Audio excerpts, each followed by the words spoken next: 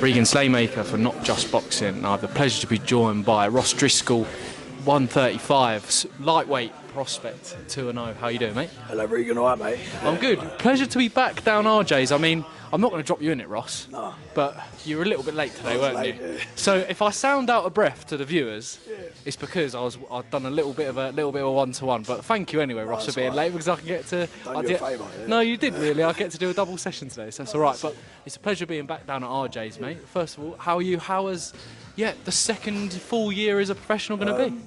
Yeah, it's been going really well. I had my debut, when was it? September the 28th, I think it was. And that went well. Got fourth round stoppage on an experienced fighter.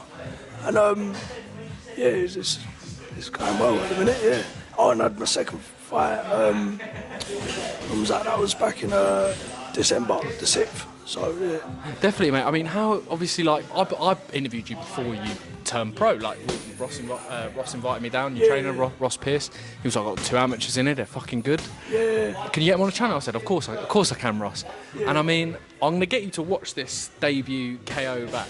Yeah. Because when, it's all well and good trainers telling you that they've got a good amateur, turning pro, hard hitting, but when do people believe it, right? Yeah. Let me talk me through this lead hook, mate, because it is an unbelievable shot, innit? There we go. If we get that to go again.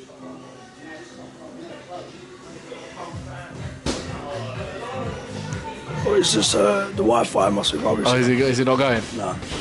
Hold on. I think I've watched it back enough times. Yeah, I was going to say, yeah. I can overlay it afterwards. I mean, what did it feel like to land that shot?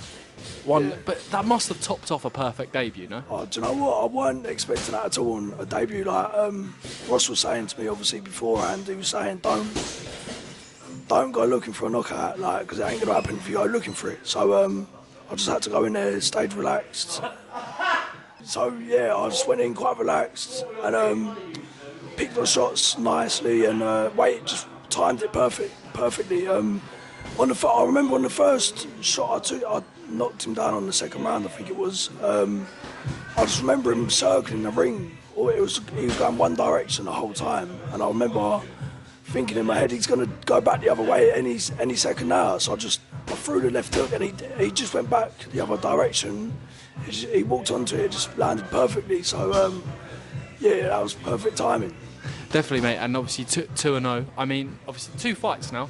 It's not two. It's obviously 2 fights into your career, but you kind of get in the swing of the professional lifestyle now. Obviously, you're in the gym long before you turned pro. I think you were in here about 6 months, near enough. Yeah, near about that. Yeah. Before you turned over. I mean, really, do you think you're really embedding into the pro lifestyle now? Yeah, because to be honest, I'd say I turned over quite late anyway. I turned over when I was about 25, and even as an amateur, I think the 3 rounds weren't enough for me. Like, I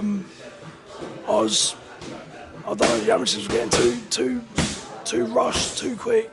I was thinking I need to turn over now, because even then I started slowing myself down a bit. So I thought the pros were sort of better, and which they have done. So yeah. No, definitely as well, and obviously you're getting some good rounds in here as well. Yeah. I think Ross was telling me my good pal Kevin Mitchell was bringing Freddie Pullen down there. Obviously, you guys go down to Ben Davison's gym quite a lot. I mean, talk to me. Obviously, we've spoken about it, but name drop some of the names that you've been mixing with since you've been turning professional, mate. So obviously I've Kevin Mitchell. He's brought down Freddie Pullen. He's a world-class amateur. He's been in world-class tournaments and championships, and that's good. Roy Barney Smith, I've done something with him, and I've done a lot of sparring with Shabazz actually, and he's just recently turned world champion, so you can't get better than that. Definitely as well. Were you doing rounds with Luke McCormack as well? Was that Max? No, he's a bit too heavy for me, I think. Oh, is it? Okay, well, fair enough. Shout out to you, Luke. Yeah. No, Luke's 135, and Pat's 154. Yeah, 147. Luke's 135. I ain't too far off me then, no. Oh, there we go. There we go. I'm talking absolute nonsense, Ross. I mean, obviously you had those 2 fights. Obviously, I see Max has got a fight date. Can we see you back in the ring anytime soon? Well, I did actually have a fight scheduled for March the 28th on the Box Nation show. But that's literally, I've just been told just now, it's been called gutted. off. So I'm gutted about that. But hopefully around about March sort of time, I should be back out. So for my third fight.